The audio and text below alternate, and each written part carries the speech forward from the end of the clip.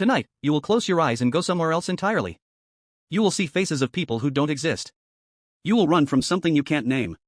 You will stand in a place you've never been and feel like you've always known it. Then you will wake up, blink at the ceiling, and forget most of it within seconds. You've done this your entire life. But here's what nobody tells you, so did they. The ones who painted caves. The ones who crossed land bridges. The ones who had no word for tomorrow.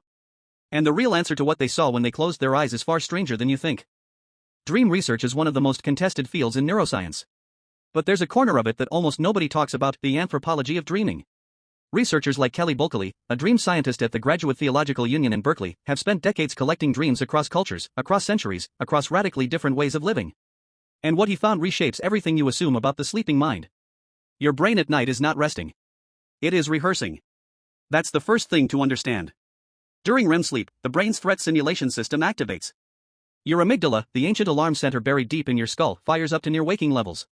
Your prefrontal cortex, the part that knows you're safe, mostly goes quiet. What's left is something older. Something that evolved long before language, long before fire, long before you. Antti Raivanchuo, a Finnish cognitive neuroscientist, proposed what he called the threat simulation theory in 2000. The idea is blunt and brilliant. Dreaming exists because it was useful. Not symbolic. Not spiritual. Useful. Your ancestors who dreamed about predators were better at surviving them. Dreaming was a rehearsal. A night school for danger. And the curriculum hasn't changed much. Think about what you dream about most often. Being chased.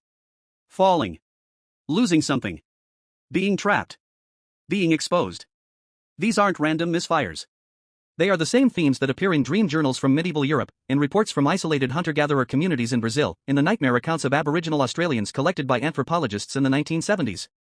The content changes. The structure doesn't. Your ancient brain is running the same program. So what did they actually see? What was on the screen inside a Homo sapiens skull 60,000 years ago, sleeping in a cave somewhere in what is now South Africa, wrapped in animal skin, while hyenas moved in the dark outside? Probably not so different from last Tuesday. David Hufford, a medical anthropologist at Penn State, spent years documenting what he called sleep paralysis experiences, the terrifying sensation of waking but being unable to move, with a presence felt in the room. He found this experience in every culture he studied. Every single one.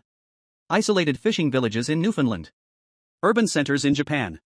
Rural communities in West Africa. And in all of them, people had built stories around it.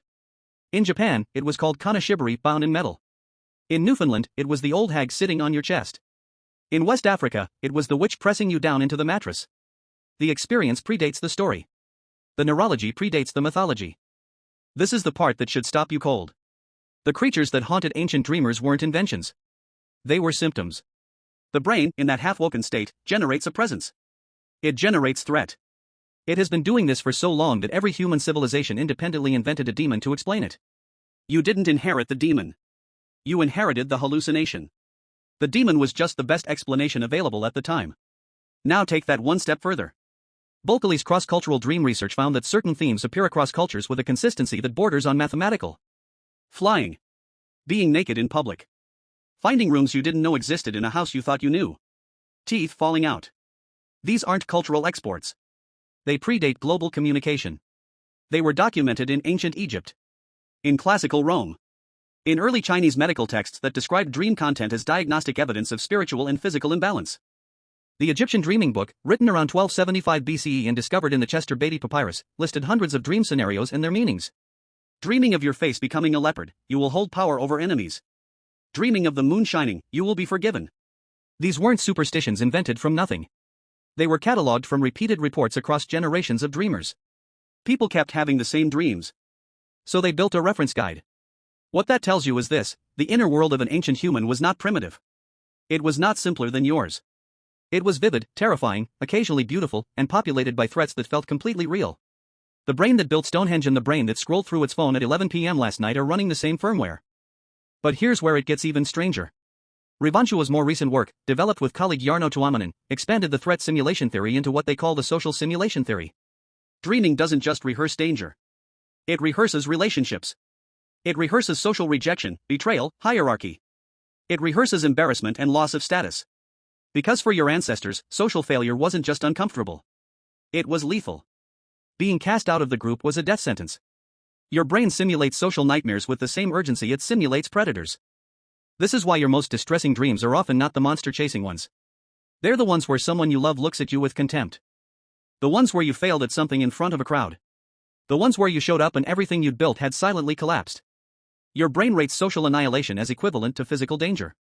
60,000 years of group survival wired it that way. Ancient humans would have recognized every single one of those dreams. There's one more layer that almost nobody mentions. The relationship between dreaming and memory was understood at some level long before neuroscience existed. Indigenous cultures across North America treated dreams as diagnostic, prophetic, and instructional. The Iroquois held that dreams expressed the soul's hidden desires, and that ignoring a dream could cause illness. The Achuar people of Ecuador, studied extensively by ethnobotanist Wade Davis, built their entire social structure partly around morning dream sharing. Dreams were told before sunrise, discussed by the community, and used to make decisions about hunting, marriage, and conflict. This wasn't magical thinking. It was an intuition about something real.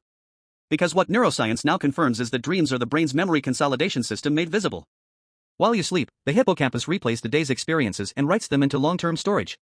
Emotion amplifies what gets kept.